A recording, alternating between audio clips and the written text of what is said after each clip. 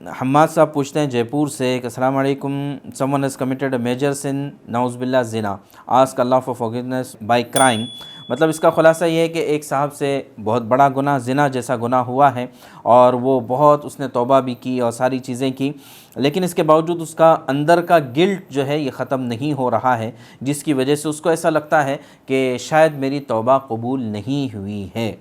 تو اس سلسلے میں دیکھیے کہ اللہ تبارک تعالیٰ نے قرآن کریم میں صاف طور سے فرمایا یا ایھا الذین آمنوا توبوا الی اللہ توبۃ نصوحا، ایمان والو سچی پکی توبہ کرو۔ اور سچی پکی توبہ کیا ہے کہ آدمی گناہ کو چھوڑ دے، اس پر ندامت حاصل کر لے، اور اگر جو ہے وہ مالیات سے متعلق ہے تو جس کو مال دینا ہے وہ دے دے، اور چوتھی چیز یہ بھی ہے کہ آئندہ نہ کرنے کا پورا عزم مصمم کر لے۔ ایک پانچویں چیز یہ بھی ہے کہ عام طور سے وہ گناہ جن اسباب کی وجہ سے ہوتا ہے، جن صحبتوں کی وجہ سے ہوتا ہے، ان اسباب اور صحبتوں کو چھوڑ دے تاکہ آئندہ یہ گناہ نہ ہو سکے۔ اور جہاں تک مسئلہ ہے کہ اس کا گلٹ ختم نہیں ہو رہا ہے، تو اس کے لیے میرے حساب سے بہترین آیت جو قرآن کریم کی ہے، اللہ تعالیٰ فرماتے ہیں قُلْ يَا عِبَادِيَ الَّذِينَ أَسْرَفُوا عَلَىٰ أَنفُسِهِمْ لَا تَقْنَطُوا مِن رَحْمَةِ اللَّهِ، کہ اے میرے وہ بندے کہ جنہوں نے اپنے آپ پر زیادتی کر رکھی، یعنی گناہ کر کر کے اپنے آپ پر زیادتیاں کر رکھی ہے،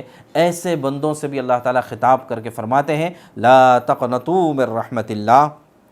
کہ اللہ کی رحمت سے مایوس نہ ہونا۔ ان اللہ یغفر الذنوب جمیعا، کہ اللہ تبارک تعالیٰ تو تمام گناہوں کو معاف کرنے والے ہیں، اللہ کو کوئی پوچھنے والا نہیں ہے۔ آپ نے سچی پکی توبہ کر لی ہے، اللہ کی ذات سے آپ امید رکھیں کہ انشاءاللہ اللہ تعالیٰ آپ کی توبہ کو ضرور قبول کریں گے۔ اور علماء نے ایک بات یہ بھی لکھی ہے کہ اگر کسی سے کوئی گناہ سرزد ہو جائے، اور گناہ سرزد ہونے کے بعد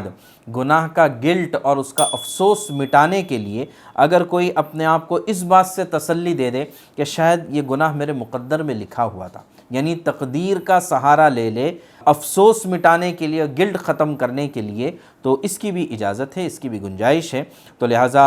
ہمیں جو ہے اللہ کی رحمت سے بہت زیادہ امید رکھنا چاہیے، اور جو ہے اس نا امیدی سے اپنے آپ کو نکالنا ہے کہ وَلَا تَيْأَسُوا مِن رَوْحِ اللَّهِ، کہ اللہ کی رحمت سے کوئی بھی مایوس نہ ہو، اس لیے کہ اللہ کی رحمت سے تو صرف نافرمان اور کافر ہی مایوس ہوتے ہیں، تو لہٰذا آپ کو بالکل بھی ایسا نہیں کرنا چاہیے۔